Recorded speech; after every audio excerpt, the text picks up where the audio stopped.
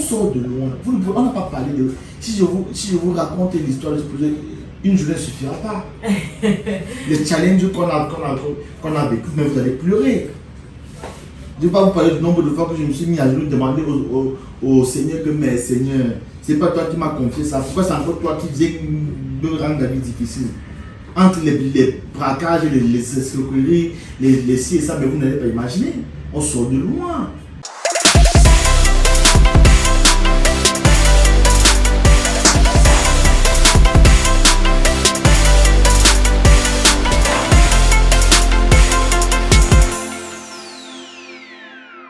Salut chers résilients, j'espère que vous allez bien, car aujourd'hui on va recevoir une personne exceptionnelle, un parcours spécial, un parcours inspirant pour vous inspirer une fois de plus. Ce sera une interview, vous l'aurez compris, donc on va accueillir une personne qui part de très loin, une personne que rien ne prédisposait à être là où elle se trouve aujourd'hui et pourtant qui se bâtit au fil des années un empire. Je vais laisser la personne se présenter également ce qu'elle fait au quotidien afin que ça puisse vous inspirer, présenter également la vision, présenter le parcours derrière et puis nous dire également comment vous pourrez vous lancer si c'est quelque chose qui vous intéresse et surtout partager avec nous les difficultés du quotidien mais également les moments de gloire, les victoires qui permettent de tenir pour la suite. Donc je ne vais pas être plus longue pour les personnes qui ne sont pas encore dans notre communauté. C'est le moment de cliquer sur le bouton qui s'affiche, d'activer la cloche de notification et surtout partager parce que ce sera un échange très riche. Vous ne verrez pas le temps passer. Donc je vous invite déjà à vous asseoir quelque part, prendre un verre d'eau et apprécier vraiment ce parcours inspirant.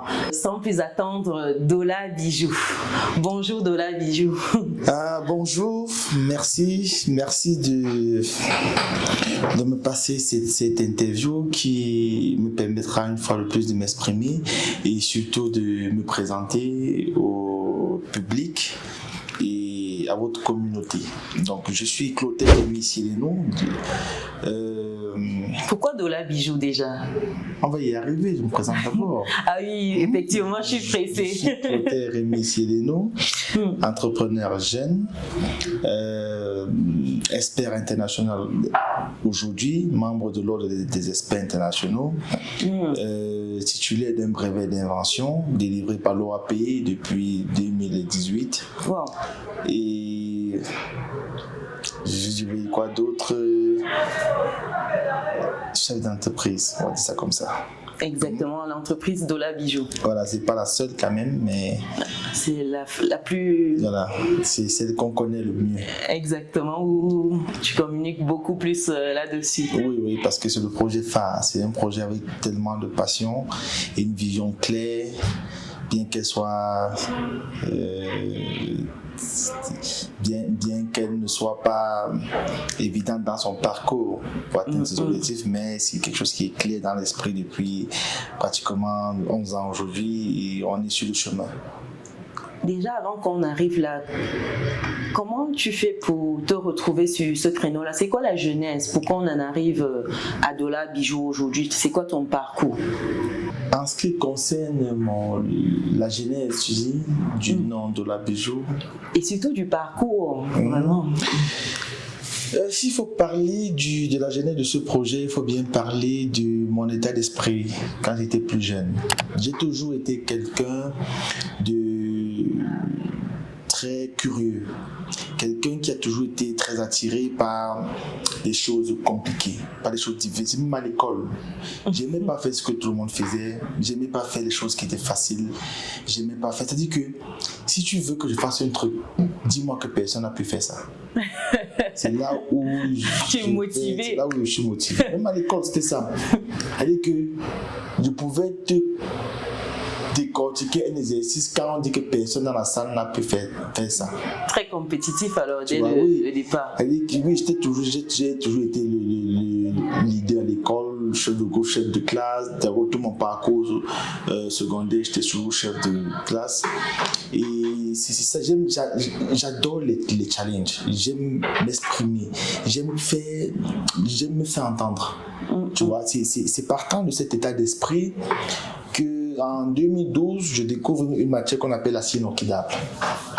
L'acier inoxydable. L'acier inoxydable. Ah, l'acier inoxydable. Oui, c'est un métal, c'est une création de l'homme. Tu vois, c'est un métal qui a été créé pour ressembler à l'or dans ses qualités. D'accord. Voilà. Donc, du coup, je me plonge dans un cadre de recherche de 2012 à 2014. Et je découvre que c'est une matière qu'on a délibérément cachée aux Africains. Comment ça? Parce que c'est une matière qui a un potentiel énorme. Vous ne verrez aucun pays développé qui n'a pas investi dans l'acier inoxydable. C'est une source de richesse énorme. Vous voyez ce que je veux dire, mais que les Africains ne maîtrisent pas, que les Africains ne connaissent pas. Donc quand je constate cela, ça m'irrite. Et je me dis non. Peut-être ça pouvait encore passer si je n'avais pas d'informations. Mais maintenant que je suis au courant, je veux faire de l'acier inoxydable au Cameroun ce que les autres ont fait du pétrole ailleurs. Donc je dis que je veux faire que les Camerounais prennent connaissance de cette matière, la maîtrise et l'exploitent au maximum. Puisque chez nous ici, on a beaucoup de minerais de fer qui sont les éléments principaux. Je veux dire quoi, qui est l'élément principal pour la fabrication de l'acier inoxydable. Vous voyez ce que je veux dire? Donc on ne peut pas avoir une richesse pareille et rester pays sous-développé, au pays pauvre, très endetté. Vous voyez ce que je dis? Pour moi, ça me pose problème. Donc je dis que je suis jeune, je ne peux pas parler, on m'écoute. Mais je dis, je vais commencer au plus bas niveau de l'échelle et je vais arriver à faire en sorte que les Camerounais s'intéressent à cette matière. Et voilà, ça fait pratiquement 9 ans que le projet a été lancé et on suit son cours. Aujourd'hui, je suis quand même fier de voir que les gens peuvent se permettre de faire des publications. Aujourd'hui, ils disent, je vends des bijoux en acier inoxydable et pouvoir gagner de l'argent avec ça. Parce que quand je lançais ça, c'était pas ça. Les gens ne connaissaient pas ce que c'est que l'acier inoxydable. J'imagine. C'était un problème. On m'a calomnié, on m'a insulté, on m'a dit tu vends du fer aux gens, machin, tout, ce ne sont pas des bijoux, tout. Mais aujourd'hui, je suis content. Je suis content parce que les gens comprennent que j'avais compris très vite. Il y a du potentiel. Voilà, qu'il y a du potentiel et on ne va pas s'arrêter là. Il faut aller bien au-delà de ça parce que c'est une matière qui est importée chez nous à 100%. Pourtant, on peut la fabriquer ou l'exploiter sur place. Sur place. Et j'imagine que quand tu commençais, tu n'as pas commencé dans ces locaux. Non. Ce qu'on voit là, parce que tu peux faire un tour vite fait du bureau et je pense que non, tu n'as pas commencé. Oh, ça c'est... non. Quand je dis qu'on a commencé au plus bas niveau, c'est vraiment au plus bas niveau. Ce qu'il faut préciser, j'ai pas besoin que les gens me croient forcément. Mais ce qu'il faut savoir, c'est que j'ai commencé ce projet avec 15 000. 15 000 francs CFA. 15 000, c'est le premier investissement. 15 000 francs CFA. Wow. Ce qui avait permis de faire les 2 premiers ensemble. Et comment tu fais avec les 15? Parce que tu sais, là, les jeunes sont toujours J'ai un technicien qui a déjà il y a un équipement principal dans ce qu'on fait. On appelle la machine de lavage. D'accord. Vous voyez un peu ce que je veux dire. Et après, c'est manuel, c'est de l'artisanat, c'est de la création artistique. Vous voyez ce que je veux dire. Donc, j'ai un technicien avec qui je travaille. Et la matière première, les 15 000 permettent d'acheter la matière première. D'accord. Et de travailler sur les 2 premiers ensembles que je vais proposer à des personnes qui vont s'y intéresser et qui vont recommander à d'autres personnes, ainsi de suite, ainsi de suite.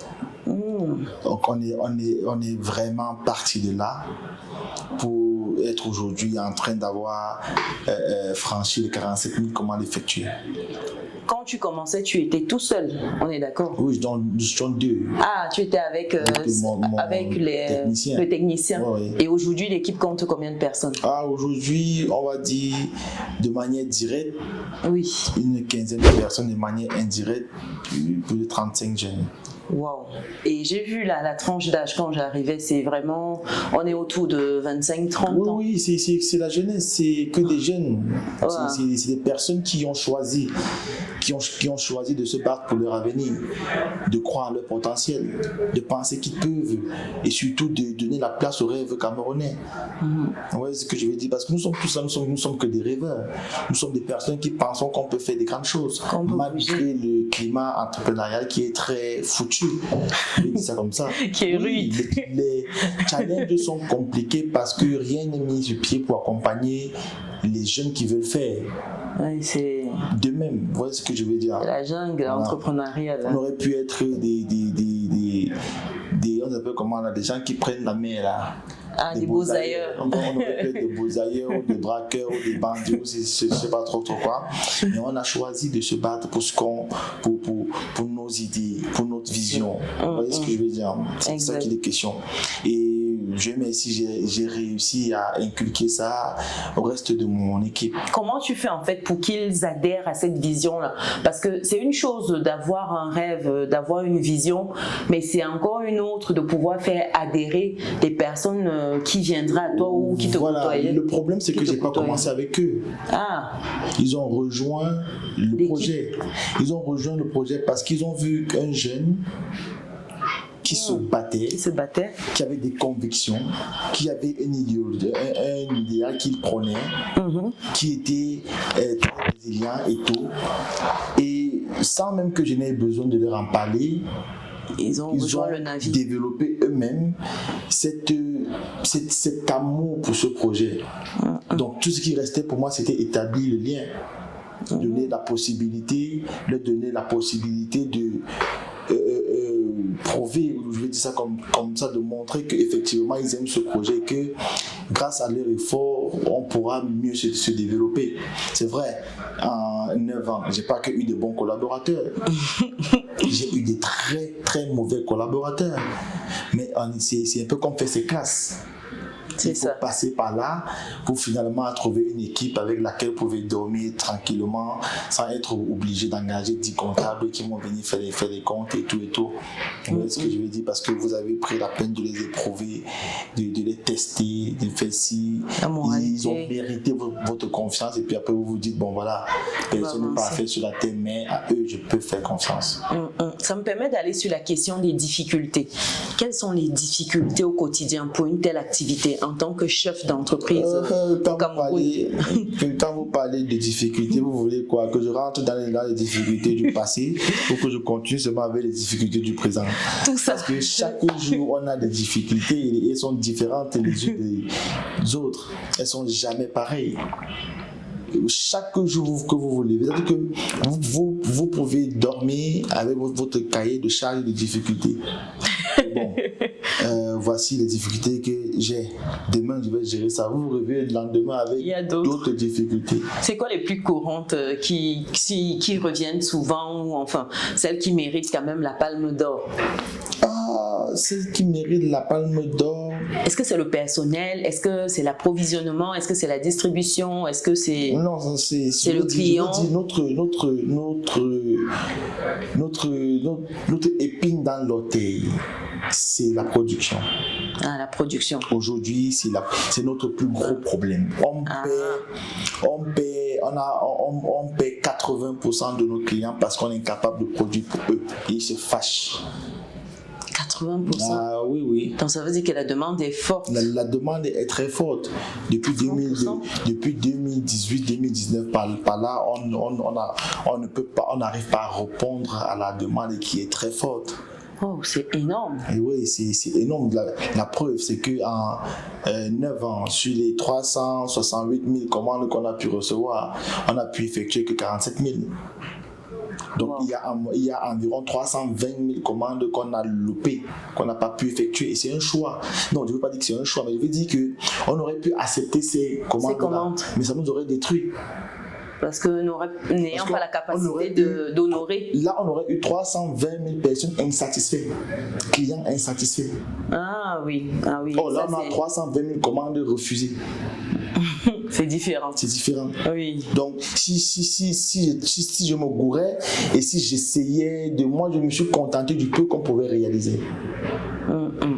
principale difficulté aujourd'hui, en fait, c'est au niveau de la satisfaction de la clientèle parce que la production est énorme et à côté, il n'y a pas de quoi répondre à cette demande-là. Effectivement, parce que il y a ce réel problème de production.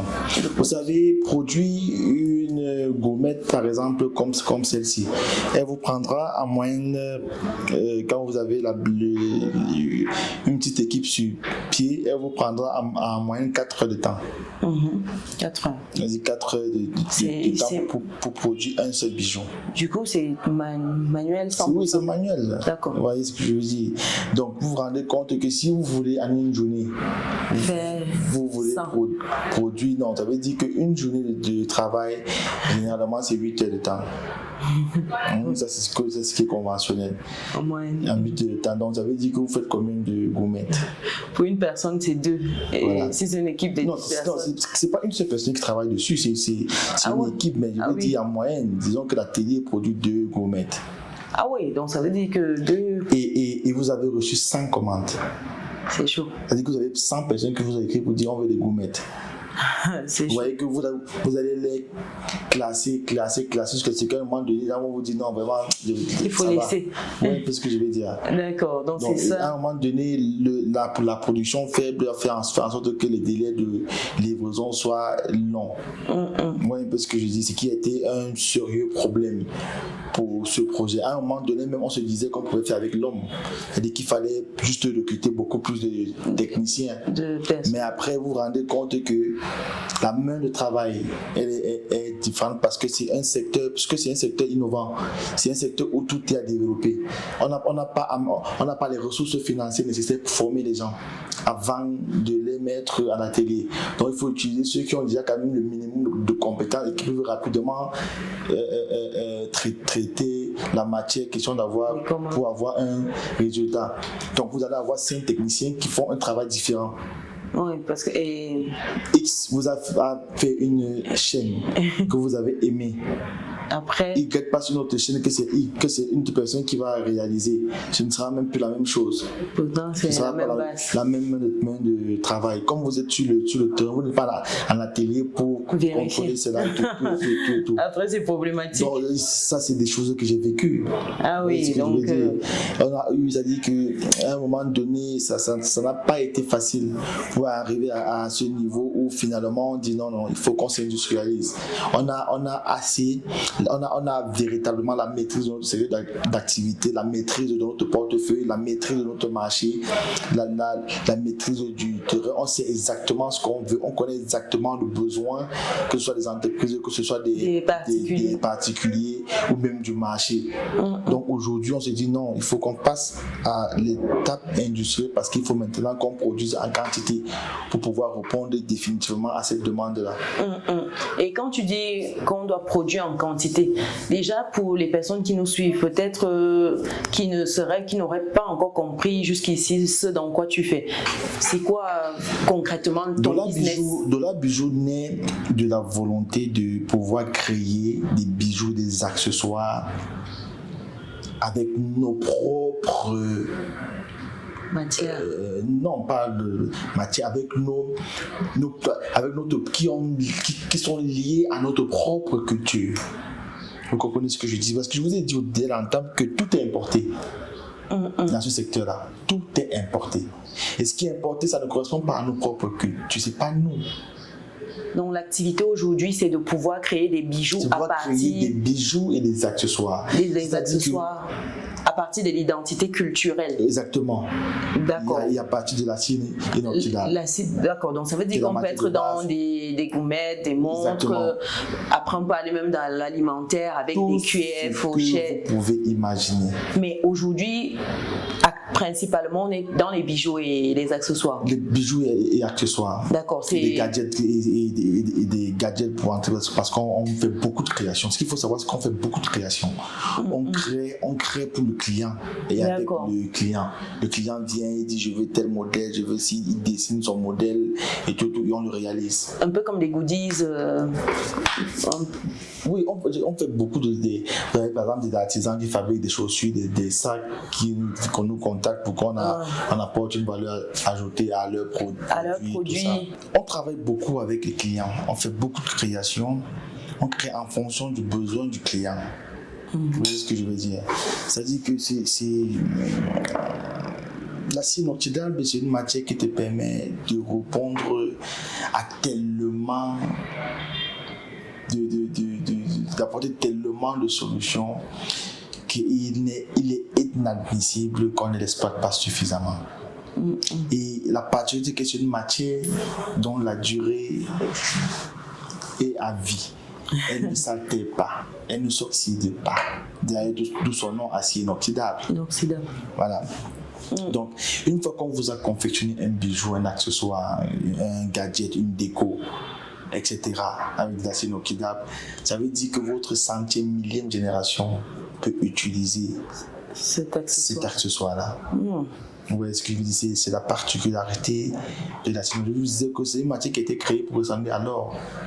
Parce que la particularité de l'or, justement, c'est qu'elle peut rester dans le temps sans s'altérer en gardant son éclat. Exactement. Et même l'acier inoxydable, c'est nettoyable. Exactement. L'acier inoxydable, ce que les gens ne savent pas, c'est que la composition de l'acier inoxydable fait en sorte qu'elle ait la capacité de se régénérer toute seule. C'est une matière qui se régénère. J'envoie les gens sur Google parce que je ne sais pas ici, on va dire raconte quoi là. J'envoie les gens sur Google. Tu nous envoies les googliser. Allez voir un peu ce qui se passe sur Google et de lire un peu quelles sont les qualités de l'acier inoxydable. C'est pas pour rien qu'on a choisi ce secteur. Donc ça veut dire que c'est rentable. Ça m'amène à ma prochaine question. C'est très rentable. Non, c'est plus que rentable. Voilà. L'acier inoxydable, c'est la matière. Aujourd'hui, si vous suivez un peu l'actualité des industries, on est déjà en train de créer des aciers inoxydables intelligents. D'accord. Faites des recherches dessus. Nous sommes trop en arrière. En Afrique. Il faut préciser. Voilà ce que je veux dire. On est déjà entre les leaders de la transformation ou de la fabrication des aciers inoxydables sont déjà en train de vouloir créer des aciers inoxydables intelligents. C'est-à-dire que c'est une matière dont je veux dire que dont les constructions de base sont disponibles, mais ne sont pas très chères pour le résultat obtenu. Vous voyez un peu ce que je veux dire. Ça veut dire que quand vous allez prendre des constructions d'acier inoxydable qui sont le fer, le chrome, un peu de CO2, peut-être parfois de temps en temps d'autres composants en fonction du type d'acier qu'on veut obtenir, c'est les composants que vous avez. Si on veut prendre le fer ici au Cameroun, à ce moment, les gisements de fer déjà découverts, on est à 5 630 000 tonnes de fer non exploité. Donc il y a du potentiel. Je te dis qu'il est énorme. C'est un secteur d'activité qui peut porter l'économie de tout un pays. Ça veut dire qu'aujourd'hui on enlève l'agriculture, on enlève l'élevage. On dit qu'on reste dans ce secteur minier là.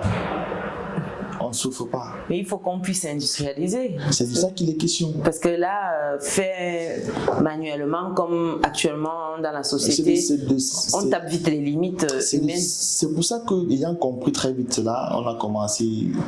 On a été tellement résilients parce qu'on avait compris que écoutez, c'est une source de richesse énorme et aujourd'hui tout nous donne raison. Les gens préfèrent ça par rapport par exemple aux bijoux conventionnels qui vont changer et tu entres dans l'eau, ça noircit, ça fait non.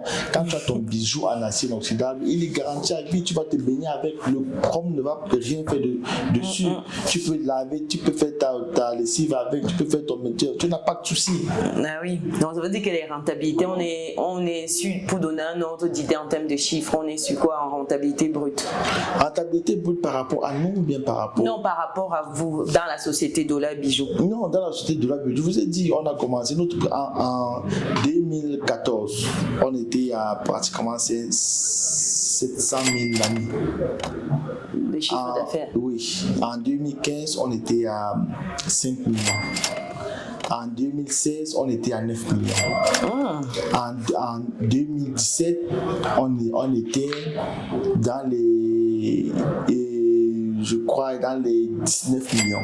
19 millions. En 2017, je crois qu'en 2017 là, 2017, on était dans les, je crois peut-être dans les peut-être 24 millions de ce genre. En 2018, on était, à moins que je ne me sois trompé, parce que là, je sais que quand on est à 2020, on est déjà dans les 32 millions par là. 32 millions. Oui. Ensuite, en 2022, on avoisine les 100 millions. Oui, je dis que c'est pas. Et ça, c'est le chiffre d'affaires, hein, je précise. Oui, c'est le chiffre d'affaires. Et je vous parle de quelque chose qui ne représente rien du tout. Par rapport au potentiel marché. C'est même pas 1% de nos propres capacités. Ce qu'on est capable de faire. Donc ça veut dire que la vision est grande. C'est quoi cette vision-là? Je te pose la question. On vous dit que c'est tout un marché qu'il faut mettre sur pied. C'est tout un marché qu'il faut établir.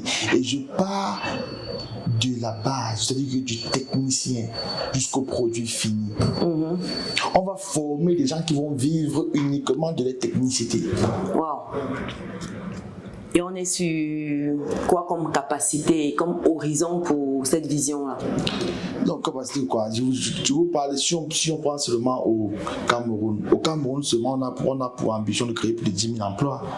À horizon? Non, d'ici 2030. 2030, donc dans 7 ans. Oui, d'ici 2030. C'est-à-dire que 10 000 personnes qui vont vivre grâce à cette industrie. Wow, c'est une ce que je veux dire. Ce que les gens font, ils appellent du marketing réseau, des produits asiatiques qui arrivent ici chez nous.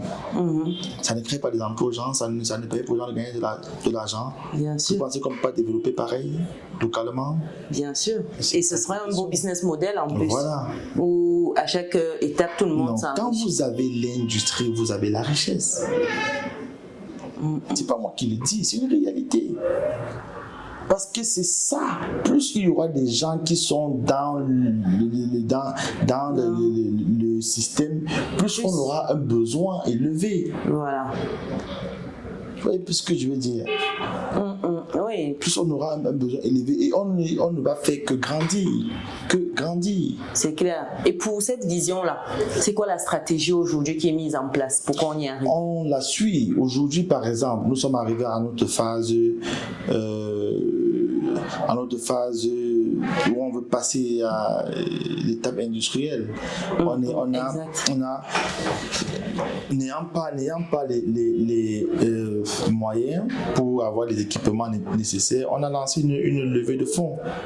Et beaucoup de gens y adhèrent. C'est parce que ces gens savent d'où on vient, savent que c'est pas du papier, c'est pas un projet sur le papier, non, c'est une entreprise qui existe, qui vit. Les banques nous font confiance. Et pourquoi ne pas aller à la banque? Parce qu'on n'a pas de garantie. Vu qu'elle vous fait confiance. Écoute, déjà. On ne sort pas, nous ne sommes pas les enfants de... Non, on sort vraiment du bas niveau, on n'a pas de garantie. Si vous croyez que si j'avais un terrain d'une valeur de 500 millions, je te connais plus à ce stade.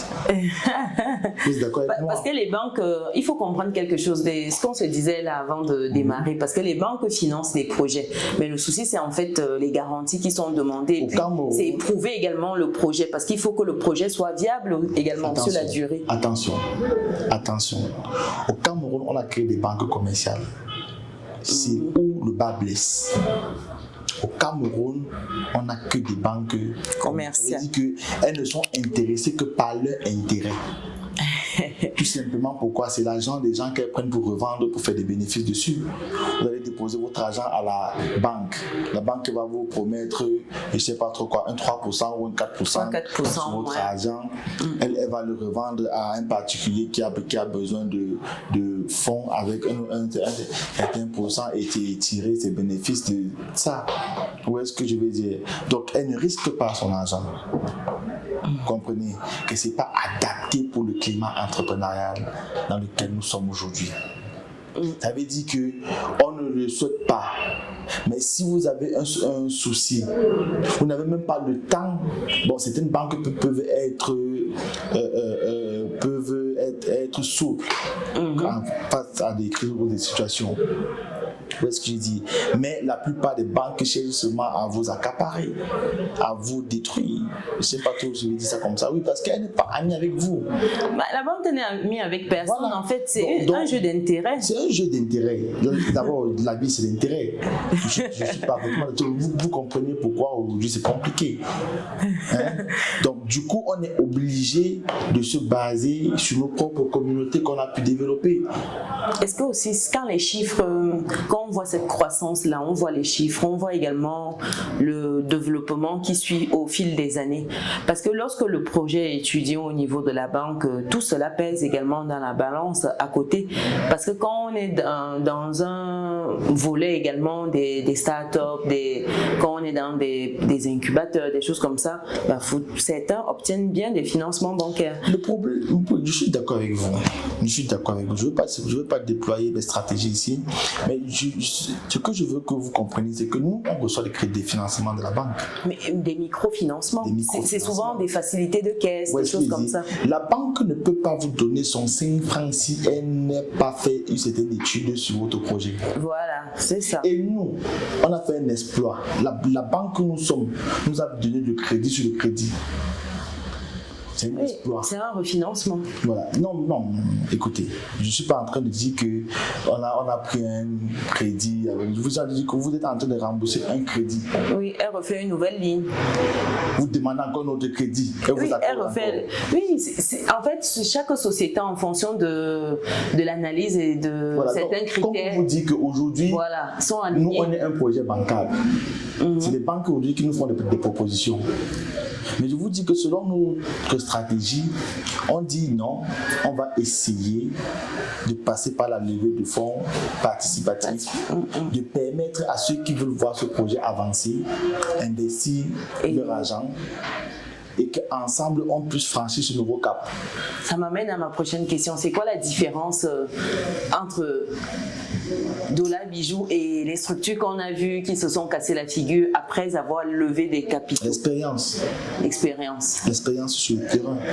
Dola Bijou, c'est 9 ans sur le terrain. Dola Bijou, c'est une communauté de plus de 217 000 personnes. Dola Bijou, c'est un portefeuille client de plus de 70 000 personnes. Vous comprenez ce que je veux dire? Dola Bijou, c'est une expérience technique de 47 000 commandes. Ça n'a rien à voir avec une personne qui démarre. Les prévisions. On va. Nous, on a. Il faut bien faire la différence. Nous, on ne parle pas de ce qu'on va faire. Nous, on parle de ce qu'on a déjà fait. Ce qui a déjà été prouvé. Et on dit comment on peut passer aujourd'hui. L'industrie qu'on veut mettre sur pied, c'est pour faire minimum 500 000 commandes de l'année. C'est ambitieux. Et en faisant 500 000 commandes de l'année, on est en sous-exploitation des équipements. Je veux que vous compreniez très bien. En faisant 500 000 commandes de l'année, on est en sous-exploitation des équipements. C'est un projet très ambitieux. Et malheureusement, on est dans un contexte où beaucoup ne rêvent plus. Voilà. Où beaucoup ne prennent pas ce temps-là. Il y avait des gens qui disaient que mon frère, tu crois que tu penses que. Quand je me suis plaint que la banque m'a refusé 500 millions parce que je n'avais pas de garantie, les gens m'ont pris pour un fou. Donc tu voulais qu'on te donne 500 millions comme ça. Écoute, je ne suis pas con. Je sais très bien que la banque ne me donnera pas 500 millions. Mais je veux que les gens comprennent qu'il n'y a pas de lien au Cameroun entre l'idée ingénieuse que vous pouvez avoir et le montant dont vous avez besoin pour réaliser cette idée.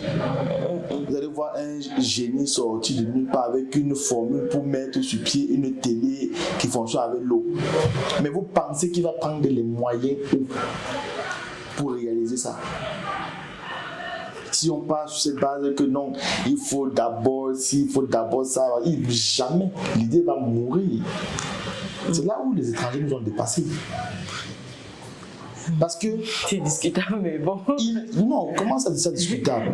En Europe, si vous fabriquez une cuir avec du papier, on va trouver des moyens de suite rentrer dans... Ici, chez nous, on va dire que maf du papier, tout ce qu'on avec ça là-bas. C'est pas si vous voyez ce que je veux dire. Au lieu de se concentrer sur comment on peut développer, comment on peut faire grandir, améliorer, non, les gens veulent d'abord vous détruire. Écoute, un peu, tu crois que tu es plus intelligent que qui?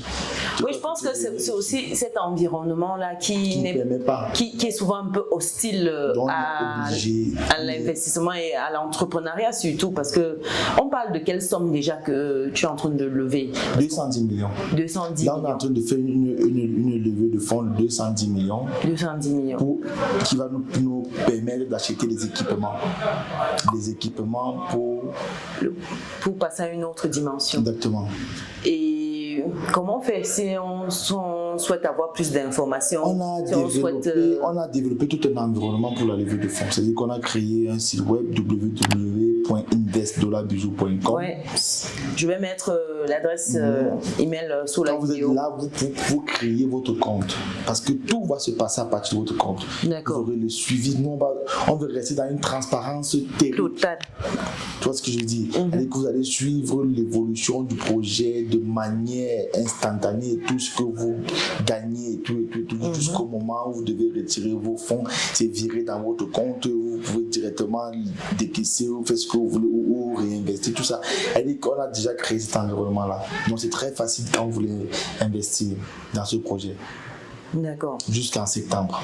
Parce que c'était sur 3 mois. Donc là, on va terminer août et puis on entame septembre qui est le dernier mois de possibilité d'investir dans ce projet. Donc c'est sur invest-bijou.com. Sur des ans. En fait, ce qu'on veut au-delà de tout, c'est que les gens comprennent que c'est un peu comme la construction d'une chaîne. Pour avoir la chaîne que vous avez sur le cou, c'est un assemblage de maillons. Il faut que ces maillons-là se mettent ensemble. D'accord. Pour constituer la chaîne que vous avez sur votre cou. C'est ça, on veut que les gens comprennent qu'il faut se mettre ensemble pour arriver à un résultat. Oui, parce que je dis, et chaque investisseur ici est considéré comme un maillon de la chaîne qui est l'empire que nous voulons mettre sur pied, bien entendu pour le développement de l'Afrique. Est-ce que c'est accessible à tout le monde? Bien sûr, la part est à 10 000. Ah, d'accord, 10 000 francs. La part est à 10 000. Oui, c'est donc, vrai que j'ai en fonction de vos moyens, vous pouvez prendre autant de parts que vous voulez. De toute façon, on a 21 000 parts en vente. À 10 000, ça reste quand même accessible. Oui, c'est accessible aux citoyens moyens. Tout le monde. Oui. Mais il y a eu tellement d'embrouilleurs que beaucoup de gens aujourd'hui paniquent. Mais nous, on leur dit, écoute un peu, j'ai un document par exemple que je vais présenter. On a le ministère des Mines par exemple qui nous soutient. On a notre banque même qui nous a produit des documents de garantie. Et là, tu communiques pas beaucoup sur le ministère, sur ce soutien-là? Non, j'ai une envie terrible d'arriver à faire en sorte que les Camerounais, pour ne pas dire africains, comprennent qu'à un moment donné, ils doivent apprendre à faire confiance. C'est pas facile. Hein. C'est pas facile, oui, mais c'est un challenge. Quand tu vois, il y a l'IM qui bascule là-bas, il y a ceci, C'est pour ça que non, écoute un peu. Non. C'est pas évident. Horreur quand on parle des entreprises pareilles. Parce que, écoutez un peu, je ne veux pas écouter un peu, hein. On n'est pas idiots. Même les grosses entreprises ne donnent pas une certaine marge bénéficiaire. Quand quelqu'un vous dit qu'investir, parce que dans un mois, tu as 40%, tu as 60%, écoutez un peu, ils sont réalistes. Il y a des choses qui même dans la logique ne peuvent pas être possibles. Il faut mettre le volume parce que là je pense que malheureusement ça ne passe pas. Et moi, je ne saurais investir. Je suis un entrepreneur, je connais les challenges d'un entrepreneur. Comment est-ce que je veux dire? Je peux me lever, je prends 100 millions.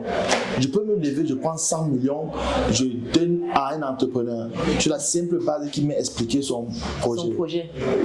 En le regardant seulement ou en discutant avec lui, je peux déceler qu'ici, là, c'est quelqu'un qui veut faire des choses. Vous comprenez ce que je veux dire? Par contre, je ne peux même pas investir 5 francs dans une entreprise où je comprends qu'ici, là, c'est le rêve. C'est trop facile de comprendre ça. Quand tu dis c'est le rêve, il faut nuancer parce que toi, tu rêves. Non, tout son rêve. Non, je veux dire, écoutez un peu, comme ici. Quand vous lisez mon document projet, hein, on pouvait mettre des chiffres différents.